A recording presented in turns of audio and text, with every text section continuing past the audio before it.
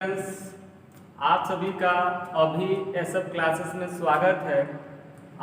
अगर आप हमारे YouTube चैनल पे नए हो तो चैनल को सब्सक्राइब जरूर कीजिएगा, साथ ही में बेल आइकन बटन दबाना न भूलें। आज हम एनसीईआरटी क्लास 11 मैथ का जो पहला चैप्टर है सेट्स यानी समुच्चय की जो प्रश्नावली 1.2 है के प्रश्नों को पढ़ेंगे।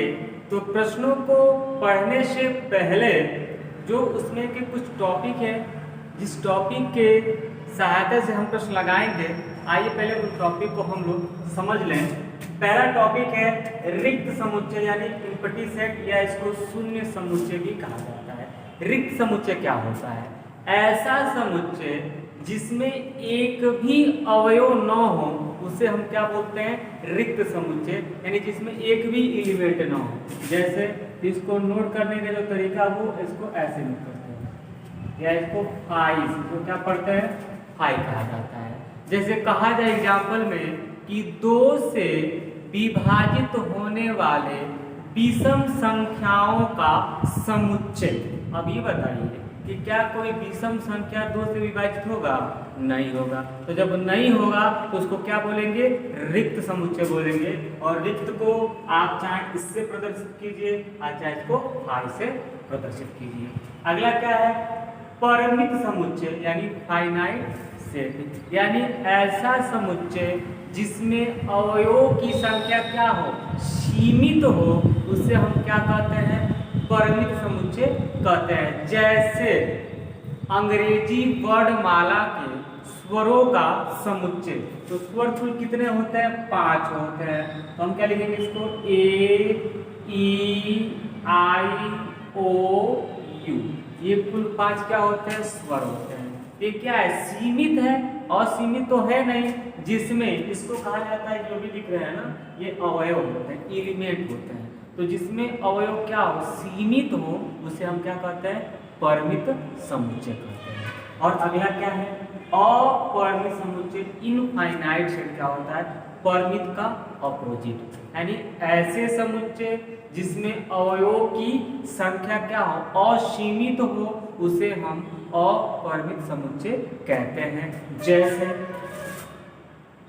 जैसे सम संख्याओं का समुच्चय, तो 2 4 6 और ऐसे dot dot dot dot dot आप ऐसे आगे बढ़ते जाइए, सब संख्या आता जाएगा, बढ़ते जाएंगे, आता जाएगा। ये क्या? असीमित है। विषम संख्याओं का समुच्चय, अब 1 3 5 7 आता जाएगा, ये भी क्या है? अपरिमित यानी इनफाइनाइट सेट है। अगला क्या है? समान सेट यानी इक्वल सेट, यानी जब कोई 2 समुच्चय जिनके अवयव बराबर हों उन्हें हम समान समुच्चय कहते हैं। जैसे हमने एक सेट A बराबर ले लिया, 1 2 3 और 4, और दूसरा सेट B बराबर हमने ले लिया 4 1 3 2। अब देखिए ध्यान से, जो A सेट है उसमें भी 1 से लेकर 4 एलिमेंट है, और जो B सेट है उसमें भी देखिए 4 1 3 2 वही अवयव, बस उनका क्रम क्या कर दिया है? इधर से उधर कर दिया गया है। तो दोनों को अवयव क्या है? बराबर हैं।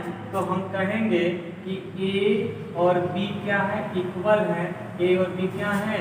समान समुच्चय है। अगर एलिमेंट न मिले तो हम यहाँ पे नॉट इक्वल मतलब होता है असमान समुच्चय कहते हैं। ये 4 टॉपिक आपको अच्छे से उम्मीद है समझ में आया होगा। इसी की सहायता से हम इस प्रश्नावली के प्रश्न को लगाएंगे। तो आइए इन प्रश्नों को देखते हैं। तो प्रश्नावली 1.2 का पहला प्रश्न है, निम्नलिखित में से कौन से रिक्त समुच्चय के उदाहरण हैं? रिक्त बताया गया दिनों कि जिसमें कोई अवयव नहीं होते हैं, उसे हम एम्प्टी सेट यानी शून्य समुच्चय या रिक्त समुच्चय कहते हैं। 4 आपके पास प्रश्न है, मुझे बताना कौन सा रिक्त समुच्चय के एग्जाम्पल है, कौन सा नहीं है। कह रहा है कि 2 से भाज्य विषम प्राकृतिक संख्याओं का समुच्चय। विषम संख्याएं आपकी क्या होती है? 1 3 5 7 ऐसे ही बढ़ता जाएगा। ये सब विषम संख्याएं होती हैं। इसमें से क्या कोई संख्या आपका 2 से कटेगा? बिल्कुल नहीं कटेगा। तो जब 2 से नहीं कटेगा तो ये आपका क्या बन जाएगा? ये आपका हो जाएगा रिक्त समुच्चय। ये आपका रिक्त समुच्चय का उदाहरण है। ये आपका रिक्त समुच्चय हो गया। अगला क्या है? सम अभाज्य संख्याओं का समुच्चय। सम अभाज्य संख्या, अभाज्य मतलब तो अपने आप से कटती है। अभाज्य होता क्या है? 2 है, 3 है, 5 है, 7 है, 11 और ऐसे ही समान बढ़ता जाएगा। अब कह रहा है कि इसमें से सम अभाज्य, देखिए 2 है, 2 अभाज्य भी है और सम भी है, तो ये आपका रिक्त समुच्चय नहीं, क्योंकि इसमें अवयव आ गया। जिसमें अवयव एक भी न आए वो क्या होता है? रिक्त होते हैं। इसमें 2 आपका सम आ गया, इसीलिए ये रिक्त समुच्चय नहीं है। यह रिक्त समुच्चय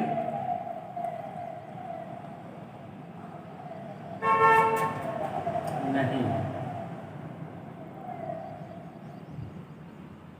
अगला क्या है कि x कॉलन x एक प्राकृतिक संख्या है जहां x क्या है? 5 से छोटा है और साथ ही साथ x क्या 7 से बड़ा है।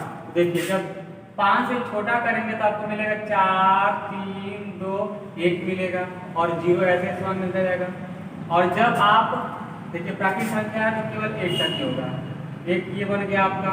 आगे कह रहा है कि साथ ही में x क्या 7 से बड़ा है, तो 7 से बड़ा क्या हो जाएगा? 8, 9 ऐसे बढ़ता जाएगा, 1 हो जाएगा। अब देखिए दोनों जब एक ही, जब x प्राकृतिक संख्या है तो या तो वो 5 से छोटा होना चाहिए या वो 7 से बड़ा होना चाहिए। दोनों क्या हो गया? दोनों आपका अलग अलग हो गया। ये आपका ये अलग हो गया और ये आपका ये अलग हो गया। तो जब दोनों अलग हो गया, कोई अवयव इसमें x में मिल नहीं रहे हैं, अब तो ये क्या होगा? रिक्त समुच्चय।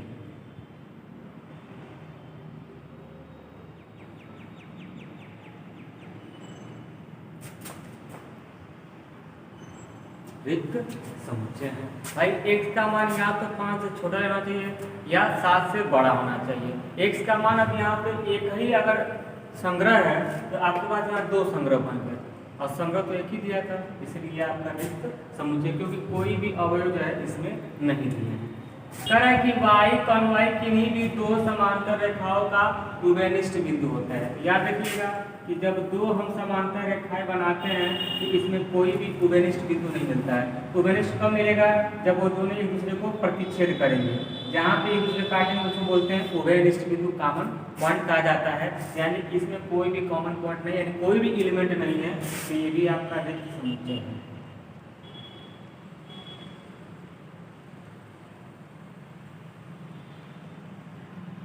ये भी आपका क्या है? रिक्त समुच्चय। आइए अगला प्रश्न। जो प्रश्नावली का प्रश्न संख्या 2 है, निम्नलिखित समुच्चयों में से कौन परिमित है कौन अपरिमित है? फाइनाइट और इनफाइनाइट के बारे में बताना है। जिसमें अवयवों की संख्या सीमित होती है उसे परिमित कहते हैं और जिसमें अवयवों की संख्या असीमित होती है उसे अपरिमित कहते हैं।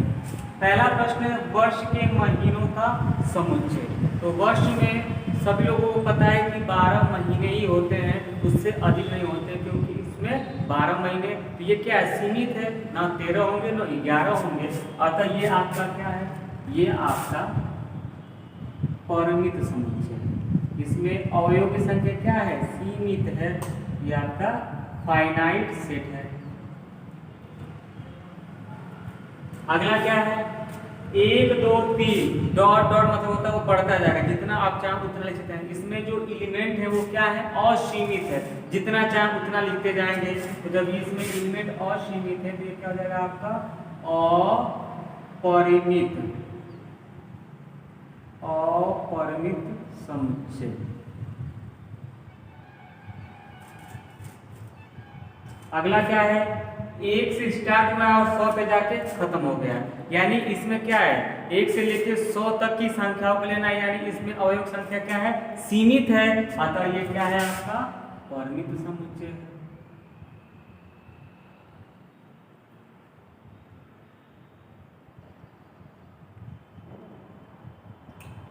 अगला है 100 से बड़े धन पूर्णांकों का समुच्चय।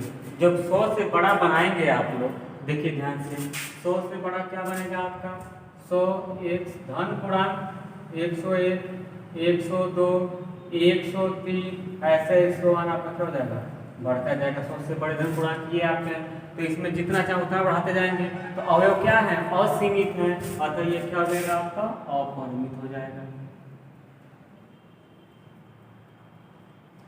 अपरिमित समुच्चय है। और अगला है आपका कि 99 से छोटे अभाज्य संख्याओं का समुच्चय।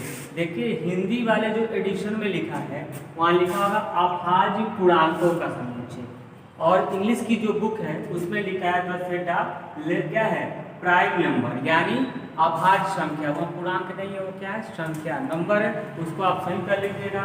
तो 99 छोटे अभाज्य संख्याओं क्या बनाना है, जो संख्या केवल अपने आप से कटती है, जैसे 1, 2 है, 3 है, 5 है, 7, 11, 13, ऐसे आप बढ़ते जाके आगे। ये संख्या अभाज्य संख्या। तो 99 छोटा है मतलब क्या है, सीमित है, एक से एक के बीच में लिखना है हमको, अतः ये क्या है आपका परिमित।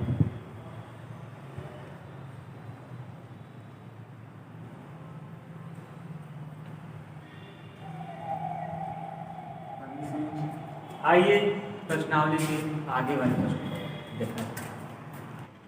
जो प्रश्नावली का क्वेश्चन नंबर 4 है, 3 इसलिए नहीं बताया गया क्योंकि वो उसमें भी परिमित और अपरिमित ही फाइंड करना था, जो हम क्वेश्चन नंबर 2 में बता चुके हैं।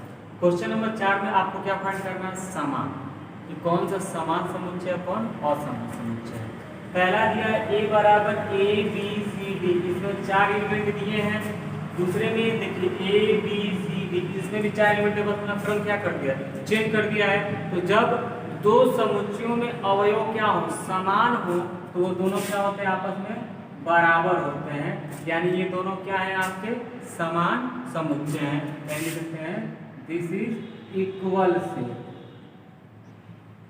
इक्वल सेट यानी समान समुच्चय है। दूसरा a बराबर 4, 8, 12, 16 दिया है, और b बराबर 8, 4, 16, 18। देखिए इसमें 18 दिया है और इसमें कहीं भी 18, इसमें क्या दे दिया 12 दे दिया है। ठीक है, दोनों के अवयव अलग अलग हैं, ये आपका क्या है समान नहीं है, this is not equal set. अगला क्या है, देखिए 2, 4, 6, 8, 10 दिया है। ठीक है, और यहाँ देखिए x क्या है, सम धन पूर्णांक है, धन मतलब जो प्लस में है, सम मतलब 2 से पूरा पूरा कट जाए। और ये देखिए x क्या है 10 के बराबर है और 10 से छोटा लेना है, यानी जो बनेगा आपका क्या बनेगा 2, 4, 6, 8 और 10 भी लेना है। देखिए ध्यान से दोनों सेम हो गया, अतः ये दोनों क्या है समान समुच्चय हैं।